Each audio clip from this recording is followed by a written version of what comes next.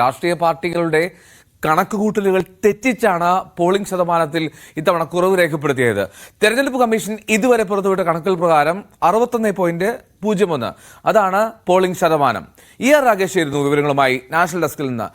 രാകേഷ്, ഈ പോളിംഗ് ശതമാനം എപ്പോഴും ഈ കൂട്ടിക്കേൾക്കലുകൾക്ക് പ്രധാന മാനദണ്ഡമാണല്ലോ. തെരഞ്ഞെടുപ്പ് നടക്കുമ്പോൾ അത് മുന്നണികൾക്ക്, പാർട്ടികൾക്കൊക്കെ ഏറ്റവും കൗതുകത്തോടുകൂടി വളരെ ആശങ്കയോടുകൂടിയൊക്കെ ഉറ്റുനോക്കുന്ന ഒരു സംഭവമാണ് പോളിംഗിലെ ആ കണക്ക്, ഡിജിറ്റുകൾ. അപ്പോൾ ഈ പോളിംഗ് ശതമാനം ഇങ്ങനെ കുറയുന്നതിനെ എങ്ങനെ നോക്കിക്കാണും?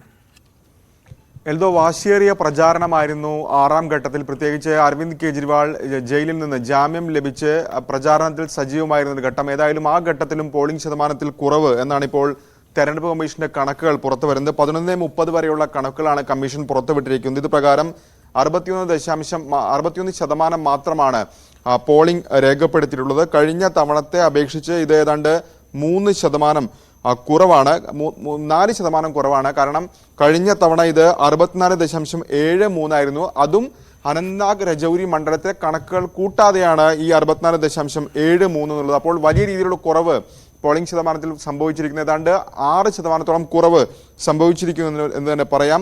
പ്രത്യേകിച്ച് ഡൽഹി അടക്കമുള്ള സ്ഥലങ്ങളിലും വലിയ കുറവ് ഇപ്പോൾ രേഖപ്പെടുത്തിയിട്ടുണ്ട്. ഏറ്റവും കുറവ് ഹരിയാനയിലാണ് പോളിംഗ് ശതമാനം കുറഞ്ഞിരിക്കുന്നത്. അതായത് 10% കുറവ് ഹരിയാനയിൽ സംഭവിച്ചിരിക്കുന്നതെന്നാണ് കണക്കുകൾ. കഴിഞ്ഞ തവണ 69.93 ആയിരുന്നെങ്കിൽ ഇത്തവണ അത് 59.63 ആയിട്ടുണ്ട്.